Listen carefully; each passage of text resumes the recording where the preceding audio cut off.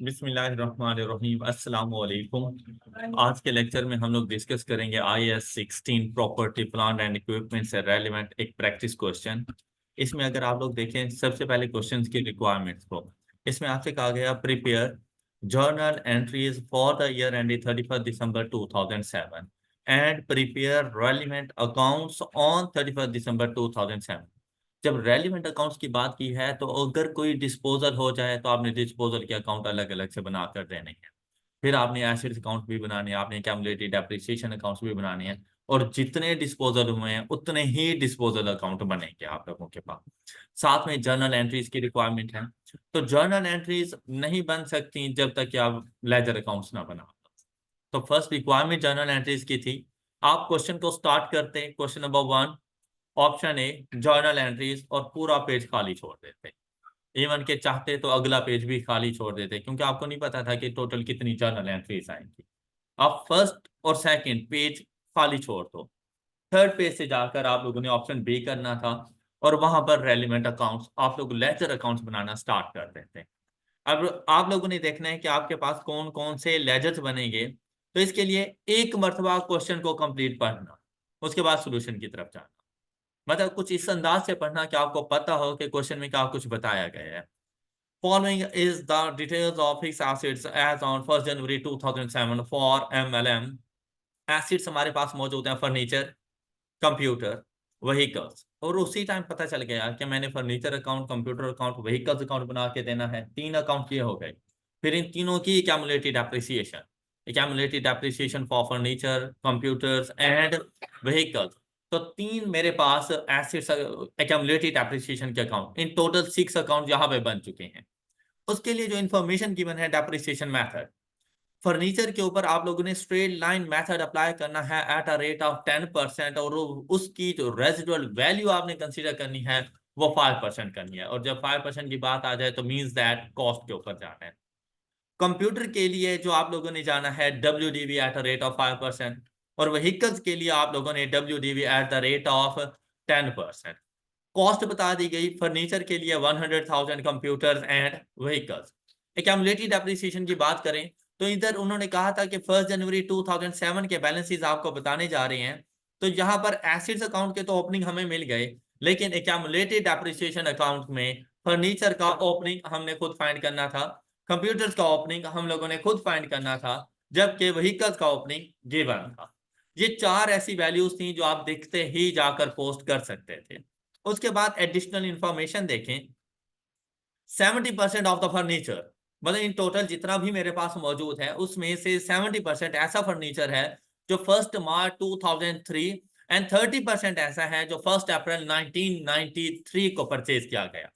Furniture having book value of ₹5,000 purchase on 1 March 2003 was sold on 30 September 2007 at a gain of ₹6,000।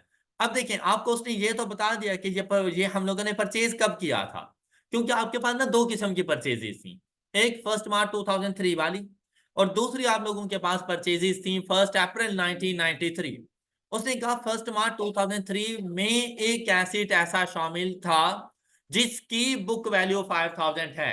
अब ये नहीं बताया कि वो बुक वैल्यू कब है, तो at the date of disposal. अब अगर आप लोग खुद देखें, अगर ये at the date of disposal ना होती, ये ओपनिंग होती, तो क्या कभी भी वो इसके ऊपर गेन या लॉस कैलकुलेट कर सकता? नहीं। गेन कब कैलकुलेट किया? उसे पता है कि जिस दिन मैं डिस्पोज करने गया उस दिन मेरे एसिड की वैल्यू 5,000 रुपए है, तो मुझे 1,000 रुपए का गेन हो गया। तो सेल प्रोसीड रिवर्स कैलकुलेशन थी, 6,000 रुपए में मैंने सेल किया इसको। 5,000 का एसिड, 1,000 का गेन, तो जो सेल प्रोसीड, ये सॉरी 6,000 का गेन, तो जो मेरी सेल प्रोसीड आ रही है वो इन टोटल 11,000 रुपीज आ रही है। गेन 6,000 का, 5,000 रुपए का एसिड, तो मैंने उसको 11,000 रुपए में सेल किया है। तो सेल प्रोसीड की वैल्यू 11,000 रुपीज होगी। ये आपकी रिवर्स कैलकुलेशन। इससे पहले क्या होता था कि सेल प्रोसीड्स बता देते थे, क्या आपने एसिड को सेल किया 11,000 रुपीज में और उसकी बुक वैल्यू 5,000, तो आप गेन खुद कैलकुलेट करते थे। तो आप क्या गेन बताते उसको? 6,000 रुपीज। तो उसने कहा कि भाई 5,000 रुपए का एसिड 6,000 रुपए का मुझे गेन देकर गया है, तो मैंने उसको सेल कितने में किया होगा? 11,000 रुपीज के ऊपर। ऑलराइट। अच्छा, यहां से मुझे एक पता चल गया कि भाई उसने मुझे ये बताया जो एसिड मेरे पास मौजूद है मैंने कब कब परचेज किया हुए, साथ में एक डिस्पोजल है जो उसने मुझे बता दी, और वो डिस्पोजल कब है मेरे पास, 30 सितंबर 2007। नेक्स्ट पॉइंट पे गए, कहते हैं कंप्यूटर्स, मींस दैट फर्नीचर की स्टोरी खत्म हो गई। ये एक ही पॉइंट था जो फर्नीचर से रेलेवेंट था। कंप्यूटर्स के पास गए, कहता है हमने जो कंप्यूटर परचेज किए हुए हैं वो 1 अप्रैल 2004 को परचेज किए हुए हैं, विद इफेक्ट फ्रॉम 1 जनवरी 2007। कहता है करंट ईयर के फर्स्ट डे पर ही, उसी दिन से हमने ये डिसाइड किया कि हम इसके ऊपर जो डेप्रिसिएशन मेथड है वो चेंज कर लेंगे, और कौन से मेथड पे जाएंगे, और इससे पहले हम कौन सा मेथड यूज कर रहे थे इसके ऊपर, WD। तो चेंज इन अकाउंटिंग एस्टिमेट्स, वो कॉन्सेप्ट यहां पर आ जाएगा कि इस साल जो मैंने अपने कंप्यूटर्स के ऊपर डेप्रिसिएशन चार्ज करनी है वो यूजिंग WDV मेथड नहीं करता, वो स्ट्रेट लाइन मेथड जाएगा। फिर क्या कहता है, with remaining life of 3 years and residual value of 3000। ये कंप्यूटर से रेलेवेंट बात खत्म हो गई। उसके बाद नेक्स्ट व्हीकल्स। तो कंप्यूटर से मैं पता चला जो मेरा ओपनिंग है वही मेरा क्लोजिंग है, नो एडिशन नो डिस्पोजल। सिर्फ एक्यूमुलेटेड डेप्रिसिएशन में जो डेप्रिसिएशन एक्सपेंस कैलकुलेट करना है WDV मेथड अप्लाई नहीं करना, सिर्फ इतनी सी बात थी उसमें। नेक्स्ट देखें व्हीकल्स। व्हीकल्स की टोटल कॉस्ट बता दी। कहते हैं एक ऐसी व्हीकल जिसकी कॉस्ट, और हमने उसको परचेज किया था 1 जुलाई 2005, was trade in with a new vehicle. जब ट्रेड इन का वर्ड आ जाए means that exchange of asset. New vehicle के साथ हमने उसको एक्सचेंज किया किस दिन, 1 अप्रैल 2007, बाय पेइंग रुपीज। अच्छा, अब क्या कहता है कि भाई पुरानी एक व्हीकल थी, मैंने न्यू व्हीकल के साथ एक्सचेंज किया, मैंने अपनी पुरानी व्हीकल दी, साथ में मैंने 9,000 रुपए भी दिए, and eight the end of the transaction मुझे इस ट्रांजैक्शन के ऊपर लॉस हो गया ऑफ रुपीज 4,000।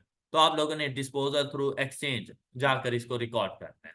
फिर देखिए हमारे पास a vehicle having book value of rupees. अब एक और स्टोरी शुरू हो गई, और इसका ताल्लुक भी व्हीकल्स अकाउंट से है। कहते हैं एक और व्हीकल है जिसकी बुक वैल्यू 5,000 है, जिसको परचेज किया 1 मार्च 2003 और उसको सेल कर दिया 30 नवंबर 2007 फॉर रुपीज 2,000। अब ये बिल्कुल ऐसी ट्रांजैक्शन है जैसे यहां पर थी फर्नीचर का डिस्पोजल, ये भी 5,000 था, ये भी WDV थी। ये 1 मार्च 2003 को परचेज हुआ, इसे भी 1 मार्च 2003 को परचेज किया गया। डेट ऑफ डिस्पोजल से डिफरेंट है, जहां पर गेन बता दिया गया था और यहाँ पर सेल प्रोसीड्स बता दी गई, तो मतलब लॉस हो गया 3,000 रुपीज का।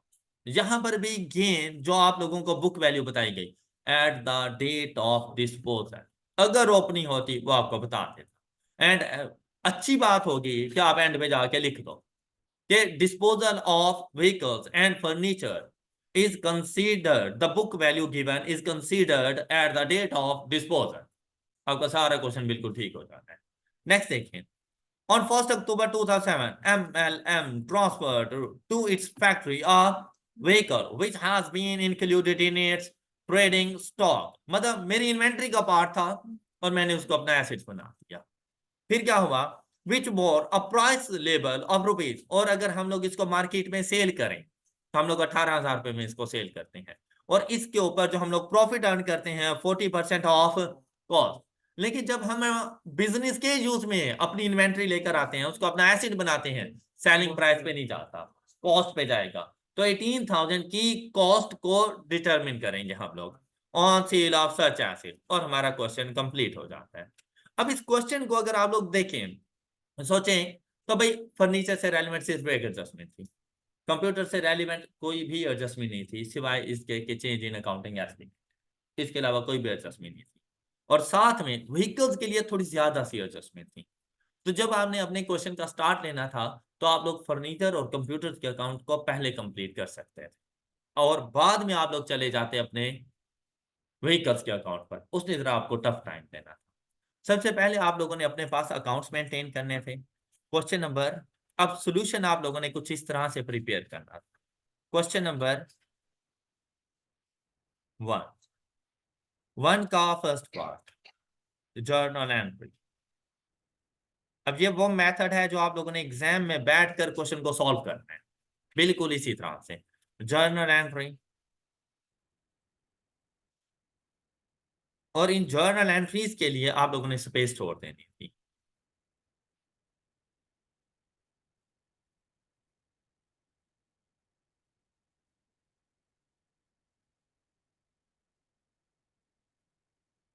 और यहां पर आकर आप अपने पास लिखते सेकंड पार्ट, और अब अकाउंट्स बनाएंगे। सबसे पहला अकाउंट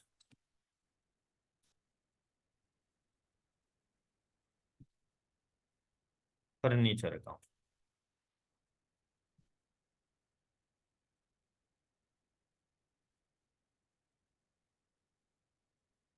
और इसी के साथ एक्यूमुलेटेड एप्रिसिएशन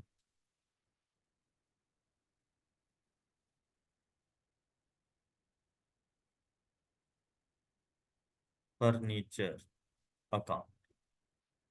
और अगर आप लोग क्वेश्चन को जैसे ही पढ़ चुके हैं तो आपको पता है कि फर्नीचर में एक डिस्पोजल हुआ है, रेलिवेंट अकाउंट्स की बात की गई थी, तो आप लोग इधर ही डिस्पोजल अकाउंट बना रहे हैं।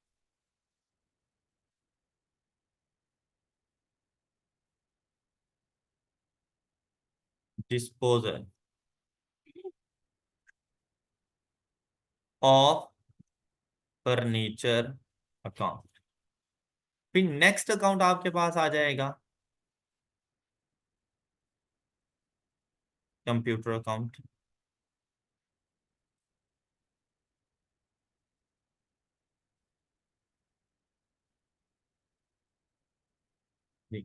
कंप्यूटर अकाउंट के फौरन बाद आपने बनाना है अपने पास accumulated depreciation for computers.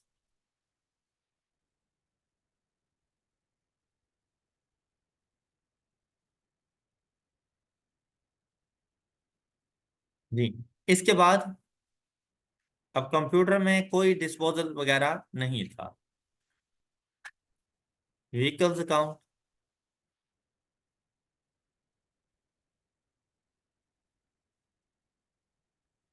Then accumulated depreciation vehicles।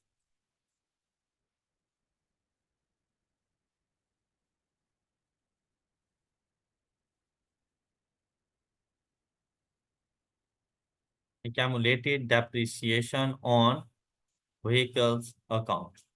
Vehicles में आप लोग देखें कि डिस्पोजल हुआ, एक डिस्पोजल था आप लोगों के पास डिस्पोजल थ्रू एक्सचेंज, तो डिस्पोजल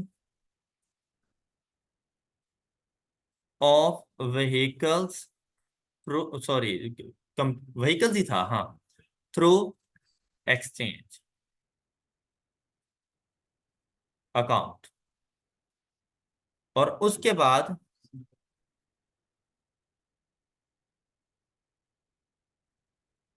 डिस्पोजल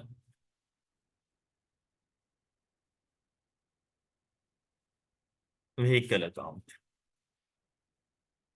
और अब देखिए रेलिवेंट अकाउंट तमाम कंप्लीट हो चुके। क्वेश्चन को पढ़ने से हमें ये बेनिफिट हो गया कि हम लोगों ने ये अकाउंट्स बना के, ये ना इसके मेन पेजेस आप लोगों ने फिल करना है। उसके बाद आपके पास आ जाएगा इधर वर्किंग नोट्स।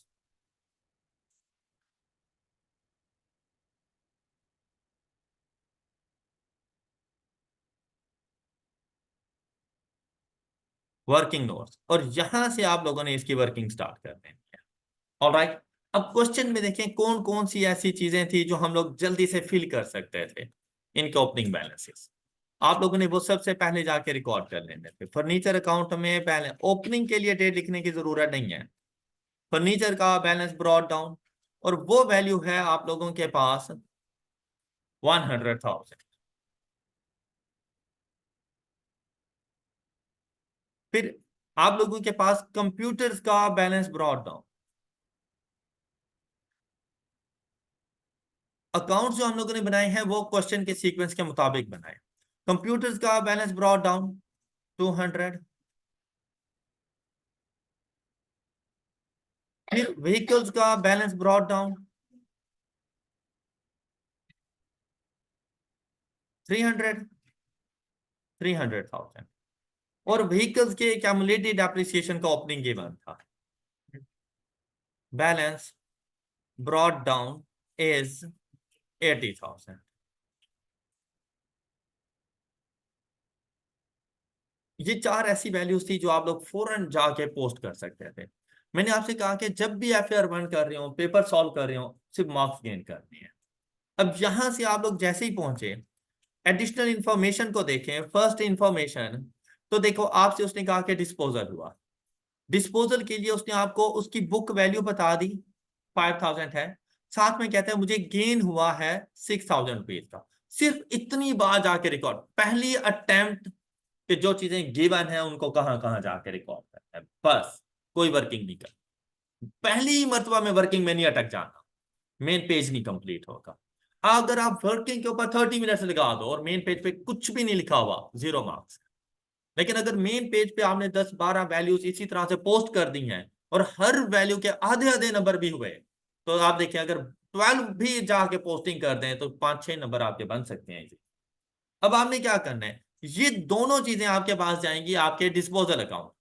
अब आपने जाना है व्हीकल्स अकाउंट के पास, और यहां पर देखें किस दिन हुआ ये डिस्पोजल, 30 सितंबर 2007। हम लोग क्या रिकॉर्ड करेंगे जी, फर्नीचर अकाउंट पे गए, ये देखें 30 सितंबर 7 डिस्पोजल। अब मुझे नहीं मालूम कितना है, तो लेकिन मुझे ये पता है कि मैंने बाद में इधर वैल्यू लिखनी है।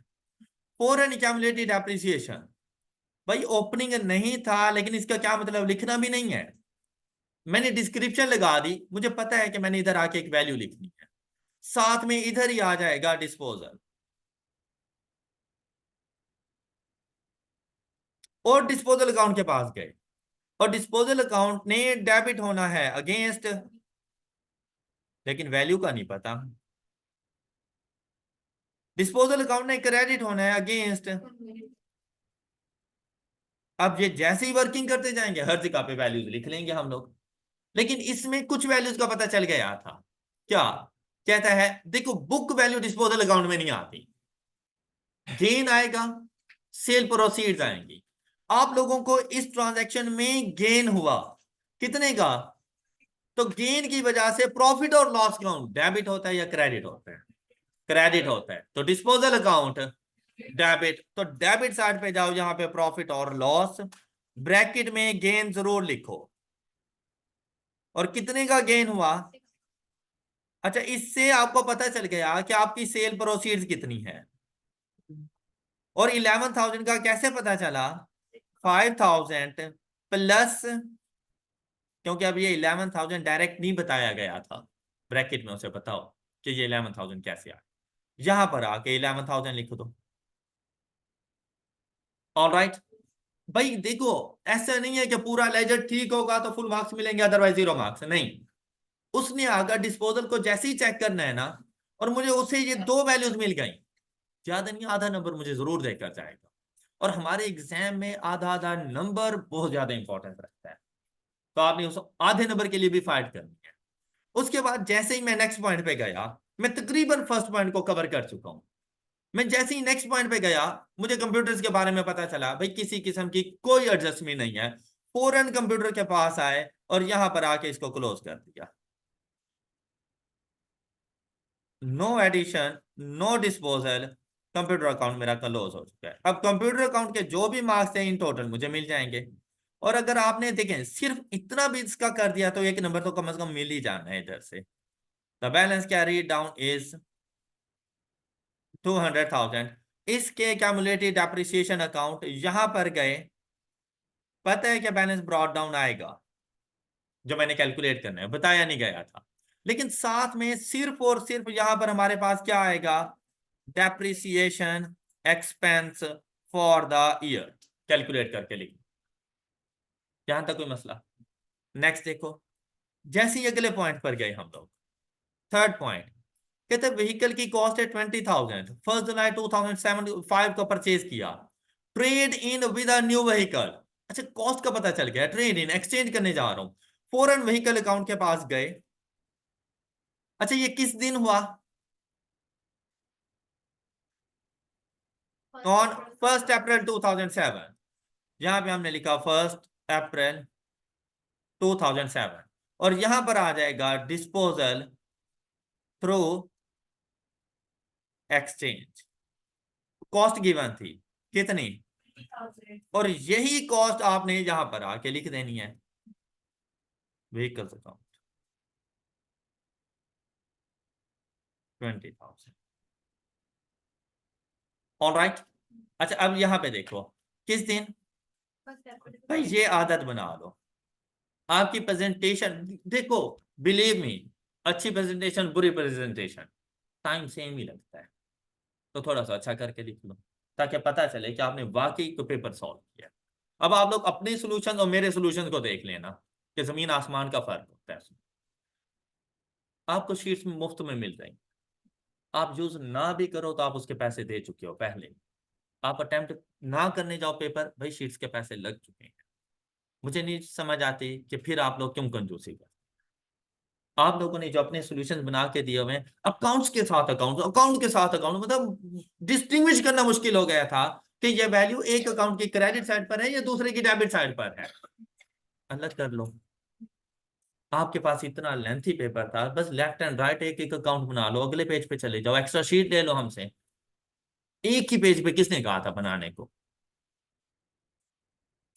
तो ये बहुत छोटे छोटे फैक्टर्स होते हैं कि आपका पेपर दिखते ही कैंसिल कर दिया जाता है कि इसमें कुछ भी नहीं।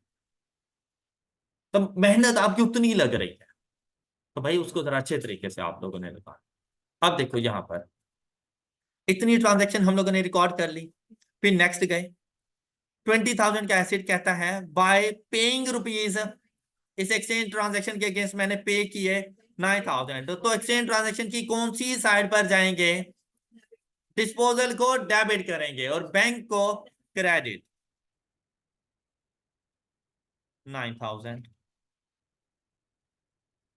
जी। एंड नेक्स्ट वन कहते हैं और इस ट्रांजैक्शन में मुझे लॉस हो गया 4,000 का। जब लॉस हुआ तो प्रॉफिट और लॉस अकाउंट क्या होगा?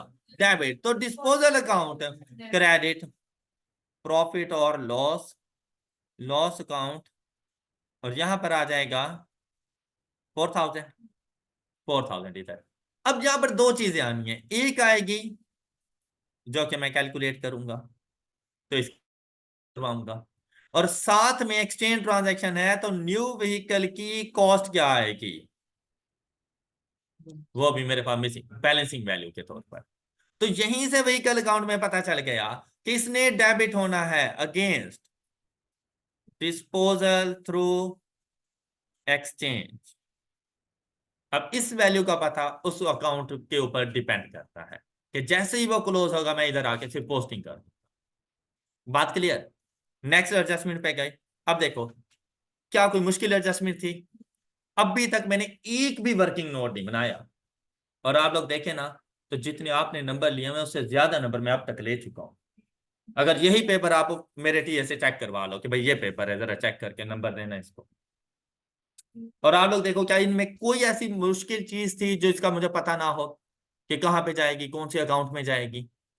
अच्छा नेक्स्ट देखो फिर अगली, vehicle having book value of this purchase on this was sold on 30 November for rupees 2,000। अब जाएंगे डिस्पोजल के दूसरे अकाउंट की तरफ। व्हीकल 30 नवंबर 7 डिस्पोजल, बुक वैल्यू गिवन थी तो मैं उसकी कॉस्ट फाइंड करूंगा। डिस्पोजल अकाउंट में गए, यहां पर 30 नवंबर 7 और यहां पर व्हीकल, होल्ड करवाएं इसको, और एक्यूमुलेटेड एप्रिसिएशन ये भी होल्ड, क्योंकि मुझे अभी पता नहीं है इस चीज का। लेकिन साथ में अगर आप यहां पर देखें भाई इसके अगेंस्ट मुझे 2,000 रुपए मिले, तो डिस्पोजल अकाउंट क्रेडिट अगेंस्ट कितना? क्या मुझे प्रॉफिट और लॉस के लिए वेट करना चाहिए? 5,000 रुपए का एसिड 2,000 रुपए में सेल कर दिया, 3,000 रुपए का लॉस हो गया, कौन सी साइड पे जाके रिकॉर्ड करूंगा? प्रॉफिट और loss account debit, disposal account यहां पे आया 3,000। बात क्लियर? और देखो, एक्यूमुलेटेड डेप्रिसिएशन फॉर व्हीकल्स, अगर इसकी बात करें, दो डिस्पोजल है।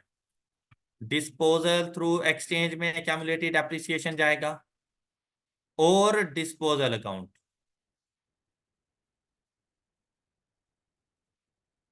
इन दोनों में एक्यूमुलेटेड डेप्रिसिएशन। साथ में मैं इसके लिख लूंगा डेप्रिसिएशन एक्सपेंस।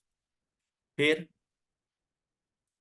ये हमारे पास कंप्यूटर से रेलिवेंट व्हीकल अकाउंट, इसमें अब मैंने एक डिस्पोजल की कॉस्ट और एडिशंस को लिखना है। कंप्यूटर अकाउंट कंप्लीट हो चुका है। फर्नीचर के लिए यहां पर आ जाएगा डेप्रिसिएशन एक्सपेंस, और एक डिस्पोजल अकाउंट एक्यूमुलेटेड डेप्रिसिएशन वगैरह लिख।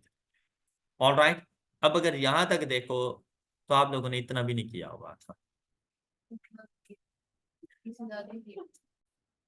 अब इसकी, इस क्वेश्चन की अगर रिक्वायरमेंट्स की बात करें तो the one and only requirement तो नहीं थी कि मैंने लेजर अकाउंट्स बना के देने हैं, सिर्फ मैंने साथ में इसकी जर्नल एंट्रीज भी बतानी थी।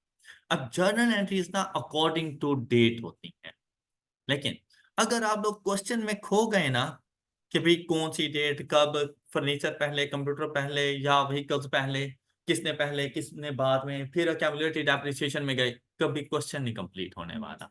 अकॉर्डिंग टू डेट जरूर है, लेकिन कितनी ही खूबसूरत बात हो कि जब आप जर्नल एंट्रीज बनाने जाएं तमाम एसिड को अलग कर दो। आप उसे कहो कि भाई जर्नल एंट्रीज बताने जा रहे हैं, तो सबसे पहले हम आपको जो जर्नल एंट्रीज बताएंगे वो पहला एसिड कौन सा था, फर्नीचर की बताएंगे।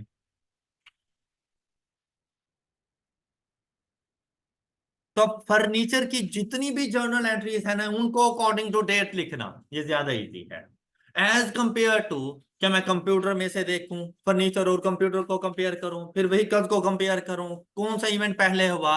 मैं फर्नीचर की सारी एंट्रीज लिखूंगा। अब फर्नीचर की एंट्रीज का पता कहां से चलेगा, मतलब हम 2 3 4 नंबर और एक्स्ट्रा ले सकते हैं इसमें से। फर्नीचर की एंट्रीज का पता कहां से चलेगा, दोबारा क्वेश्चन पढ़ने की जरूरत नहीं है, लेजर अकाउंट्स ने बताना है। अब लेजर अकाउंट्स में जैसे ही गए, देखें हमें पता चला कि हमारे पास एक डिस्पोजल है, जस्ट भाई डिस्पोजल पहले होगा और डेप्रिसिएशन एक्सपेंस बाद में होता है। तो आप लोगों ने जाकर अपने पास 30 सितंबर को डिस्पोजल रिकॉर्ड कर देना है, और डिस्पोजल की एंट्री डिस्पोजल अकाउंट बताएगा। डिस्पोजल की एंट्री, जो चीज यहां पे मिसिंग है वहां पे भी फिलहाल मिसिंग कर दो, काफी सारी चीजें तो लिख लोगे ना। अब क्या करेंगे हम लोग कि हम लोग अपने डेबिट किस किस को करना है, डिस्पोजल क्रेडिट हो रहा है तो उसके रेफरेंस कॉलम डेबिट होंगे। क्या क्या चीज डेबिट होगी, एक्यूमुलेटेड डेप्रिसिएशन एंड बैंक, इसने डेबिट हो जाना है। फर्नीचर अकाउंट एंड प्रॉफिट और लॉस अकाउंट क्रेडिट हो जाएगा 30 सितंबर को। 30 सितंबर ईयर 7, यहां पर हमारे पास आएगा क्या चीज थी, एक्यूमुलेटेड डेप्रिसिएशन। अब इसका हमें पता नहीं, ये बाद में आके लिख लेंगे। बैंक 11,000। डेबिट अकाउंट्स कंप्लीट हो गए, क्रेडिट अकाउंट्स में फर्नीचर, और फर्नीचर की वैल्यू का भी अभी हमें नहीं पता, तो इसके लिए हम लोग वेट करेंगे। लेकिन हमें प्रॉफिट और लॉस का पता है, प्रॉफिट और लॉस काउंट गेन हुआ हमें 6,000। FR 1 के अंदर जब भी आप जर्नल एंट्रीज लिखें, आप लोग फॉलो नहीं कर रहे होते इस बात को, इसका बहुत नेगेटिव इम्पैक्ट आता है। अगर ये आपका एग्जामिनर उस टाइम पे हल्का सा भी उसका मूड ऑफ है, उसने 0 मार्क्स देने हैं। और उसको एक छोटी सी बात आपकी बुरी लग गई, उसने पेपर चेक नहीं करना आपका, और आप उसका कुछ भी नहीं बिगाड़ सकते, आप उसको चैलेंज भी नहीं कर सकते, तो उसका मूड खराब ना होने दें।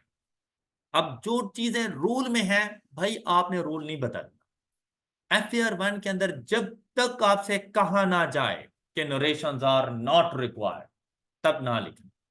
लेकिन जब क्वेश्चन साइलेंट है कि सिंपली जर्नल एंट्रीज, नरेशन लिखना आप पे फर्ज है कि आपने उसकी नरेशन लिखनी। नरेशंस क्या होती हैं कि एक सिंपल सेंटेंस कि इस ट्रांजैक्शन में हुआ क्या, इवन के सिंपली ये लिख दो, डिस्पोजल ऑफ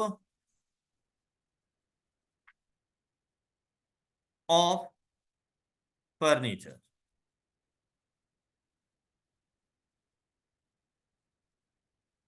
और इसके बाद भाई अंडरलाइन हर जर्नल एंट्री को फौरन जाके करना है। अब आपकी ये जर्नल एंट्री बिल्कुल ठीक है। आप में से अक्सर आप लोग खुद देख लें, पहली बात आपने जर्नल एंट्रीज को इग्नोर किया हुआ था।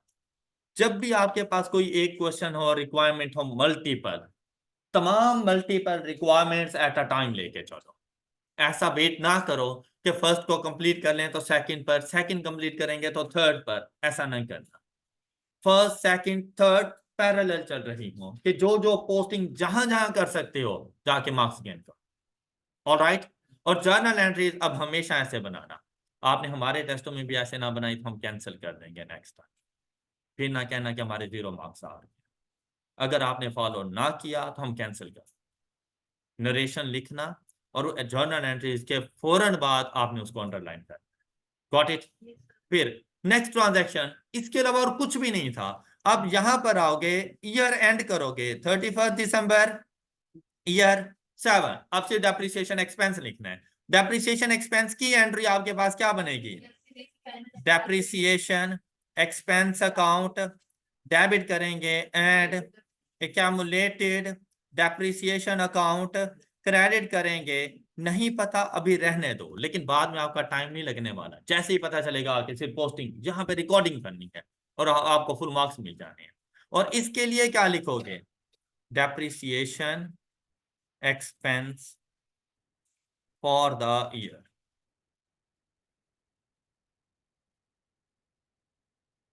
पूरी बिजनेस ट्रांजैक्शन यहाँ पे नरेशन में नहीं लिख देनी, सिर्फ शॉर्ट फॉर्म में आपने 2 to 3 वर्ड्स में सिर्फ ये बताना है कि इन एक्चुअल हुआ क्या। फिर आप में से अक्सर बच्चे ये हैं कि आप लोग डिस्क्रिप्शन में तो थोड़ा सा गैप रख देते हैं, लेकिन जब आगे अमाउंट्स लिखने लगते हैं तो ये 11,000 लिखा, उसी के नीचे 6,000, कुछ नहीं पता चला कौन डेबिट हो रहा है कौन क्रेडिट हो रहा है। क्या किराया लगता है आपका अगर आप इस 6,000 को थोड़ा सा राइट साइड पे लिख दो तो? जब एक रूल बन चुका है, आप क्यों उसमें अपनी अकाउंटिंग लेके आ रहे हो? आपसे किसी ने कहा है कि आप अपनी अकाउंटिंग दो, तो फॉलो करो जस्ट। ऑलराइट।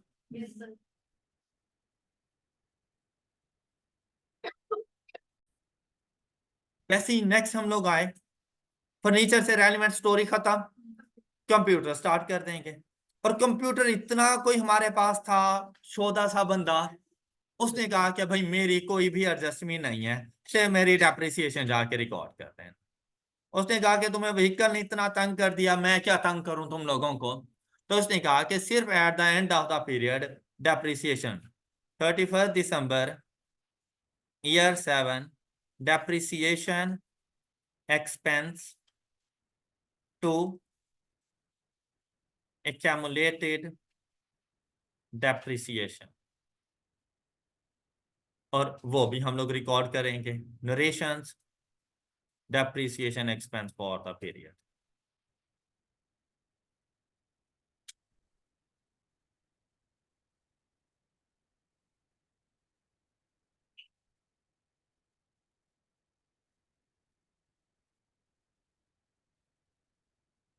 जी। नेक्स्ट हम लोग आए व्हीकल्स के पास।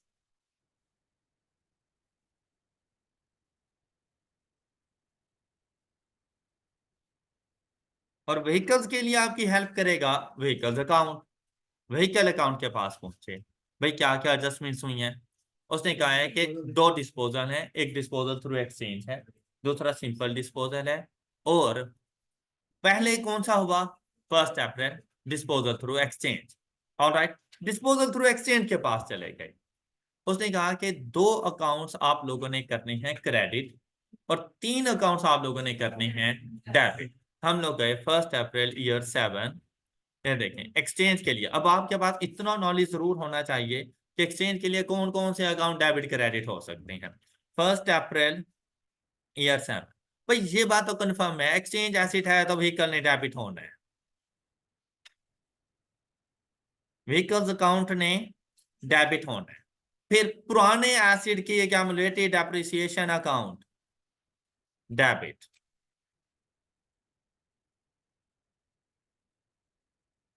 Accumulated depreciation account.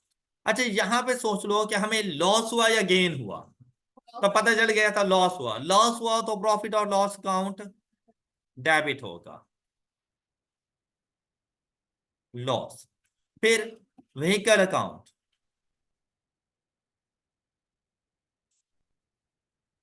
और हम लोगों ने कुछ अमाउंट पे की थी, बैंक अकाउंट। बैंक अकाउंट का पता है, हम लोगों ने पे किया, लॉस हुआ, इसके अलावा कुछ पता है क्या? व्हीकल्स की कॉस्ट 20,000, ओल्ड व्हीकल की कॉस्ट 20,000, ये दोनों बैलेंसिंग अमाउंट। और यहां पे लिखोगे disposal of vehicle through exchange.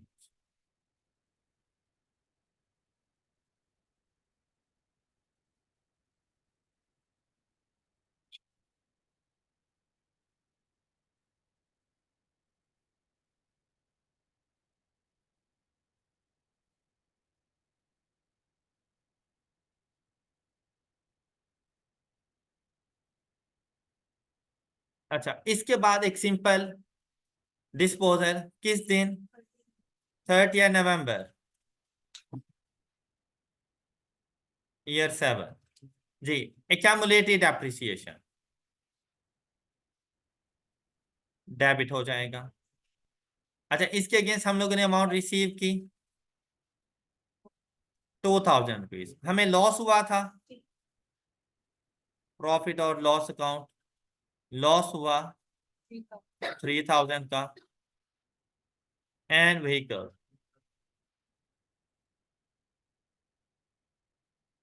Account credit हो जाएगा। अब इस वैल्यू का भी हमें अभी नहीं आइडिया, और यहां पे लिखेंगे disposal of vehicle.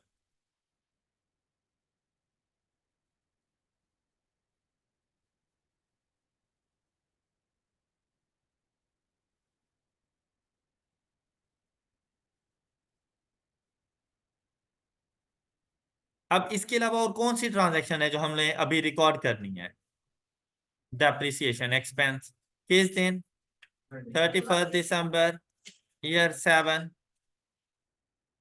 Depreciation expense account to accumulated depreciation account, depreciation expense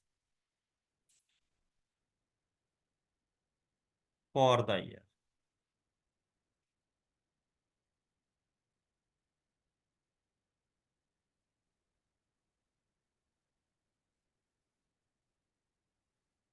ये आपके पास जर्नल एंट्रीज का पोर्शन सारा कंप्लीट हो चुका है।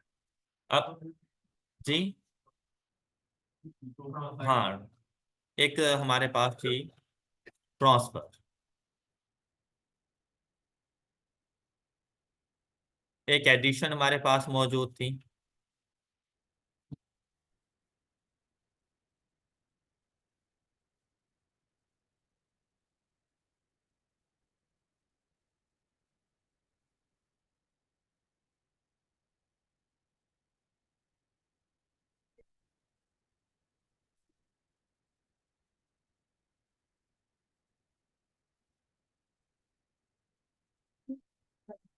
ये करके दिखाओ।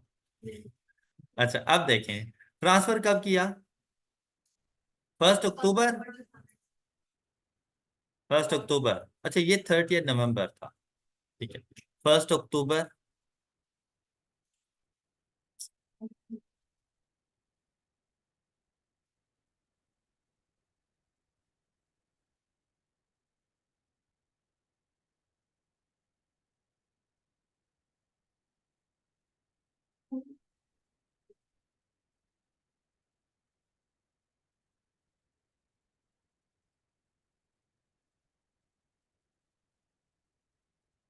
1 अक्टूबर ईयर 7।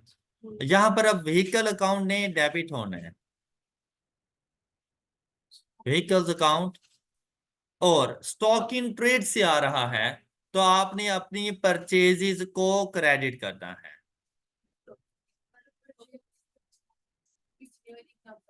स्टॉक कर दो या परचेजेज, वो बेसिकली अब आप लोगों ने IS2 इन्वेंट्री पढ़ा हुआ है कि आपके पास परपेचुअल इन्वेंट्री मेथड है या पीरियोडिक है, उसका तो क्वेश्चन में कहीं पे मेंशन नहीं है।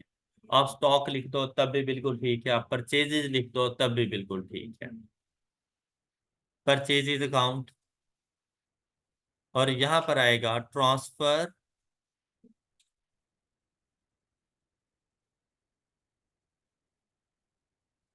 Of vehicle from trading stock, stock in trade.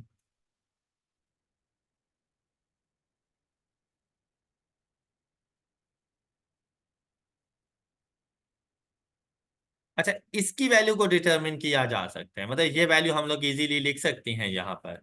इसके लिए इंफॉर्मेशन क्या थी कि जो हमारे पास लिस्ट प्राइस आ रही है वो है 18,000 रुपीज, और कॉस्ट के ऊपर 40% प्रॉफिट, मतलब 100 रुपए की चीज हम 140 रुपए में सेल करते हैं। तो ये जो आपके पास 18,000 है, ये बेसिकली 140% है। तो आप लोग यहाँ पे लिख सकते थे 18,000 डिवाइडेड बाय मल्टीप्लाइड बाय, तो ये परसेंटेज का साइन लगाने की जरूरत नहीं है, दोनों के साथ परसेंटेज परसेंटेज से cancer. 18,000 divided by 140 multiplied by 100 and the value is 12857, 12857। और यही चीज आप अपने व्हीकल अकाउंट में जाके लिख सकते हो। व्हीकल अकाउंट में 1 अक्टूबर ईयर 7 परचेजेस, जो एंट्री में लिखा हो फिर यही इधर आएगा, एंड द वैल्यू इज 12857। इस वैल्यू का आपको पता चल गया, और यहां से आप लोगों की ये जर्नल एंट्रीज कंप्लीट हो चुकी हैं। किसी को इशू यहां तक, कोई क्वेश्चन? अब हम लोग आएंगे आहिस्ता आहिस्ता वर्किंग्स की तरफ। वर्किंग में अगर आप लोग देखें ना, तो इन सब में सबसे ज्यादा जो इजी था ना, वो फर्नीचर और कंप्यूटर था, जिसको आप इजीली आप लोग हैंडल कर सकते थे। अच्छा, इन दोनों में से क्या चीज पहले हैंडल करना पसंद है, फर्नीचर या कंप्यूटर? फर्नीचर। फर्नीचर पे आए। अब देखें, हम लोगों को सबसे पहले चाहिए एक्यूमुलेटेड डेप्रिसिएशन ओपनिंग। सबसे पहले एक्यूमुलेटेड डेप्रिसिएशन ओपनिंग, उसकी वर्किंग कर लेनी है आप लोगों ने। अब आप लोगों ने जाने अपने बिल्कुल न्यू पेज आए को ओपन करना है आप लोगों ने। Next page, new page, working notes, और वहां पर आप लोगों ने यहाँ पे अब वर्किंग के नंबर्स के साथ चलने हैं। वर्किंग वन, और वर्किंग वन क्या है हमारे पास? Balance brought down of accumulated depreciation of furniture।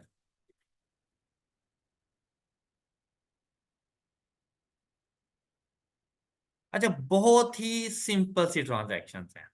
यहां पर देखें, आपको ओपनिंग बैलेंस कितना दिया गया? 100,000। उसमें से आपको क्या गाइड किया गया? कहते हैं 70%, 100,000 का 70% आपने एसिड परचेज किया हुए हैं ऑन 1 मार्च 2003, और रिमेनिंग 30% आपने परचेज किया हुआ ऑन 1 अप्रैल 1993। और आप लोगों के पास जो मेथड ऑफ डेप्रिसिएशन, देखिए बाकी एडजस्टमेंट तो बाद में हुई ना ड्यूरिंग द ईयर, अब भी जो कुछ मैंने देखना है वो 100,000 के ऊपर देखना है। मेरे पास जो डेप्रिसिएशन मेथड है स्ट्रेट लाइन मेथड 10%। अगर 10% स्ट्रेट लाइन मेथड हो तो मेरे पास यूजफुल लाइफ 10 ईयर्स बनती है। 1/10 मल्टीप्लाइड बाय 100, 10 साल बनती है। तो यहां पर देखें, रेजिडुअल वैल्यू 5%। मैं अपने इस 100,000 को अलग अलग करूंगा। 100,000 multiplied by 70% and 100,000 multiplied by 30%। अच्छा, इज इक्वल टू, ये अमाउंट आपके पास आ जाएगी ये अमाउंट आपके पास आ जाएगी 30,000। इस 70,000 को आपने डेप्रिशिएट करना है, इसमें से 5% रेजिडुअल वैल्यू माइनस कर दो। माइनस करेंगे, अब देखो क्या मैंने डायरेक्ट 5% आपको बताया होगा? अगर मैं कहता ना सपोज 7,000 माइनस 7,000 कर देते, मैंने 5% कहा तो आप ब्रैकेट में जाएं, जहां पे लिखें 70,000 का 5%, और देखिए ये अमाउंट आपके पास कितनी बन जाती है टोटल, ये माइनस करने के बाद 665। इसके ऊपर आप लोगों ने डेप्रिसिएशन एक्सपेंस चार्ज करना है 10% मल्टीप्लाइड बाय एक्यूमुलेटेड टाइम। मैं for the year depreciation expense नहीं फाइंड कर रहा, मैंने देखना है accumulated time. Straight line method में आप एक्यूमुलेटेड टाइम फाइंड कर सकती हो। Accumulated time from the date of purchase 1 March 2003 to 1 January 2007। तो 2003 के मेरे पास 10 मंथ्स, 2004 कंप्लीट, 5 कंप्लीट, 2006 कंप्लीट, तो मेरे पास इन टोटल 46 मंथ्स बनेंगे। ऑल राइट, मैंने इसको मल्टीप्लाई करना है 46/12, तो ये डेप्रिसिएशन एक्सपेंस मेरे पास आएगा 25,492। और अगर अब हम लोग बात करें इसकी 30,000 वाले की, तो 30,000 में से अगर रेजिडुअल वैल्यू इसकी लेस करें 30,000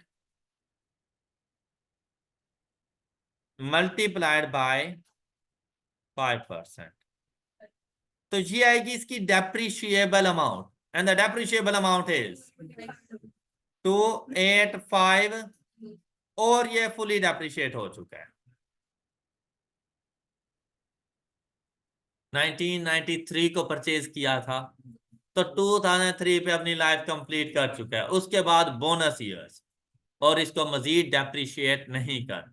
अगर कोई एसेट अपनी लाइफ फुली यूज कर चुका है, उसके बाद उसकी टोटल एक्यूमुलेटेड डेप्रिसिएशन उसकी रेजिडुअल वैल्यू के इक्वल नहीं होती, डेप्रिशिएबल अमाउंट के इक्वल है, और रेजिडुअल वैल्यू उसकी WDV कहलाती है। तो आपने 30,000 उसको टोटल डेप्रिसिएशन चार्ज नहीं करनी थी, उसकी 5% जो रेजिडुअल वैल्यू है वो उसकी बुक वैल्यू में मौजूद रहेगी।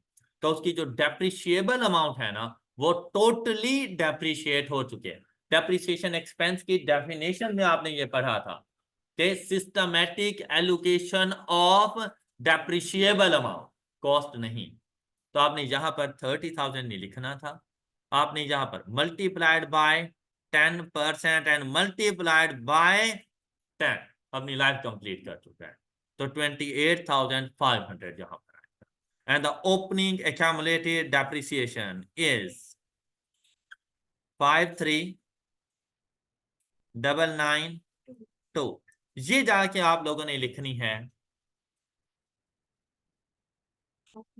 ओपनिंग, और ये कहां से पता चला? Working one. फॉरेन वर्किंग का रेफरेंस दो। आप में से बहुत से बच्चों ने वर्किंग के रेफरेंसेस नहीं दिए हुए थे, जबकि मैंने 20 क्वेश्चन सॉल्व करवाए फॉरेन में वर्किंग लिखता था। आपने मेरी एक भी आदत को नहीं अपनाया, आपने वर्किंग के रेफरेंसेस नहीं दिए हुए थे। Working one, the value is 53,992।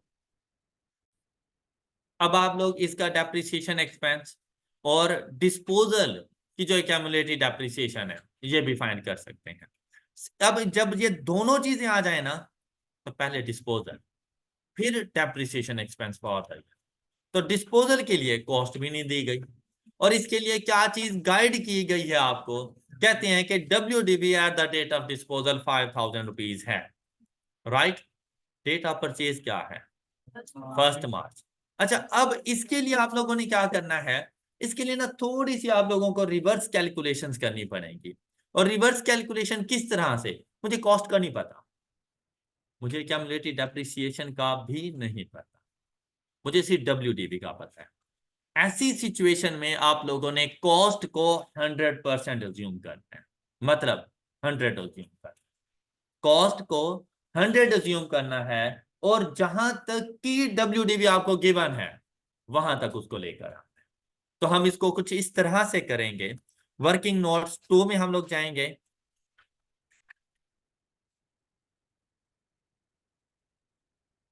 Working note 2, cost of disposal of vehicles.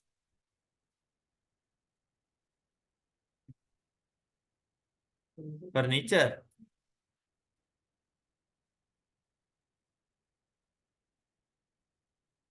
Furniture.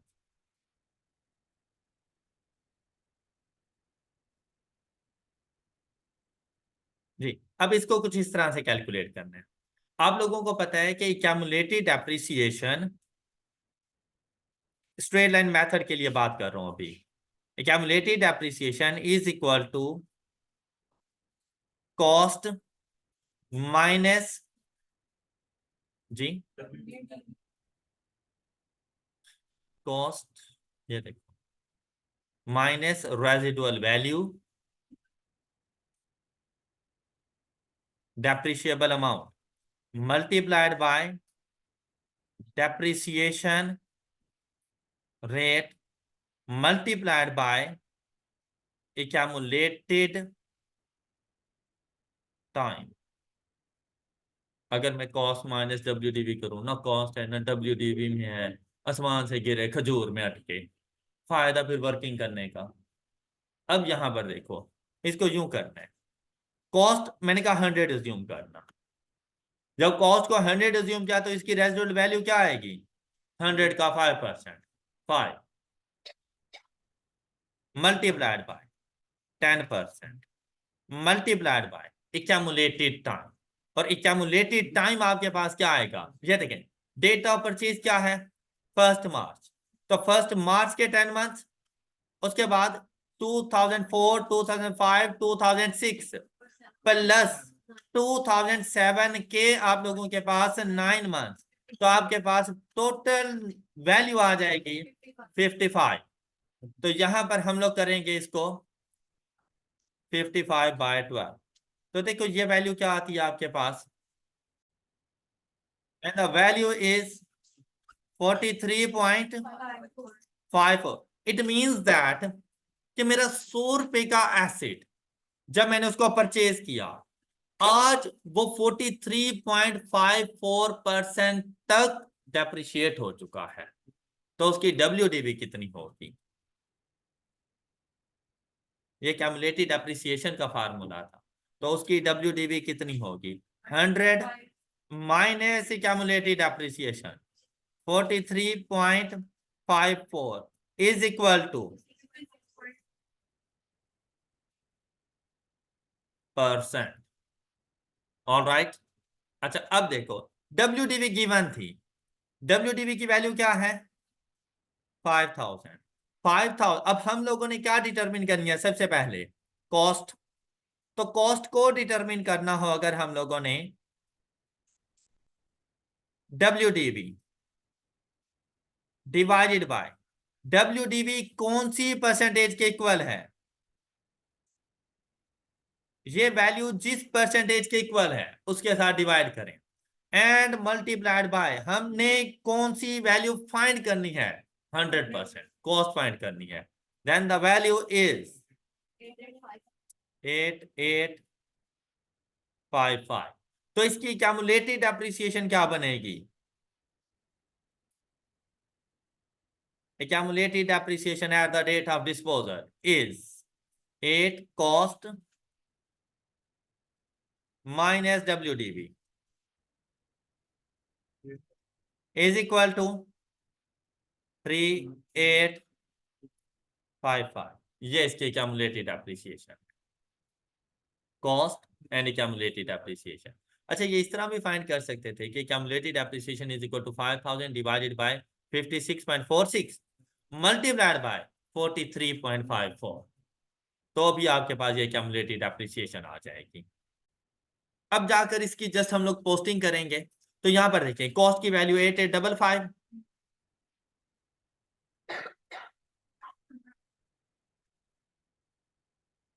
Furniture disposal के लिए जाएंगे 8855, फौरन से ये वैल्यू आपने इधर डिस्पोजल में लिख देनी है 8855। इसका पता आप लोगों को चला वर्किंग टू से, ये भी फौरन बताएं इसको वर्किंग। उसके बाद डिस्पोजल के लिए 3855 वर्किंग टू 3855,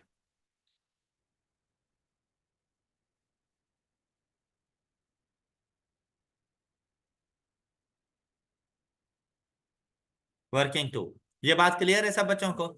अच्छा, अब अगर आप लोग डिस्पोजल अकाउंट को क्लोज करना चाहो तो देखो क्या डेबिट और क्रेडिट का टोटल इक्वल इक्वल नहीं है? 14855, 14855, ऑलराइट। अच्छा, फिर फर्नीचर अकाउंट को अगर देखें 100,000, यहां पर 100,000, और बैलेंस कैरी डाउन आपके पास आएगा। अब ये वैल्यू माइनस कर दें तो 91145, आपके पास फर्नीचर अकाउंट कंप्लीट, आपके पास उसके डिस्पोजल का अकाउंट कंप्लीट। और ये चीज आप लोग जाके अपनी जर्नल एंट्री में लिख सकते हैं। फर्नीचर का 8855, एक्यूमुलेटेड एप्रिसिएशन 3855, आपकी ये जर्नल एंट्री कंप्लीट हो चुकी है। अब आप लोगों के पास इस हेड से रेलिवेंट, इस क्लास ऑफ एसिड से रेलिवेंट सिर्फ रहता है depreciation expense. Working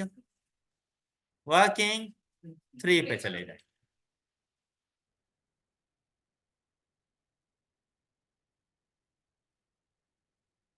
working 3 depreciation expense for the year की अगर हम लोग बात करें,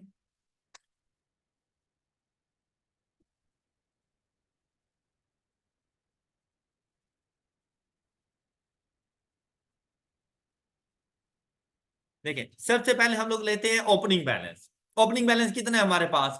100,000, लेकिन हम लोगों ने टोटल 100,000 नहीं लेना, हमने लेने उसका 70%, क्योंकि 30% नेट अप्रिशिएट ही नहीं होता, वो फुली डेप्रिशिएटेड है। हम लेंगे ओपनिंग बैलेंस का 70%, तो वो कितना है? उसमें से हम लोगों ने माइनस कर देना है डिस्पोजल की कॉस्ट 8855। रिमेनिंग एसिड देखिए आपके पास कितने आ जाएंगे?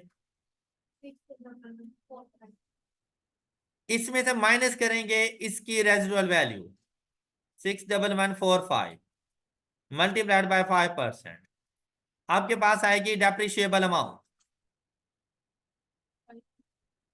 58087 मल्टीप्लाइड बाय 10%,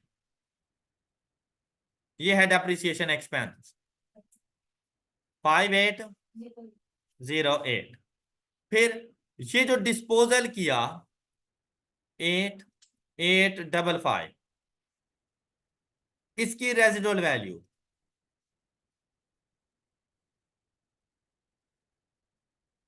इसकी डेप्रिशिएबल अमाउंट ये बताएं जी। 8412 multiplied by 10% and multiplied by, अब टाइम फ्रैक्शन आएगा। डिस्पोजल कौन से दिन हुआ था? 30 September, 9/12, and the value is 31 जी, एंड द डेप्रिसिएशन एक्सपेंस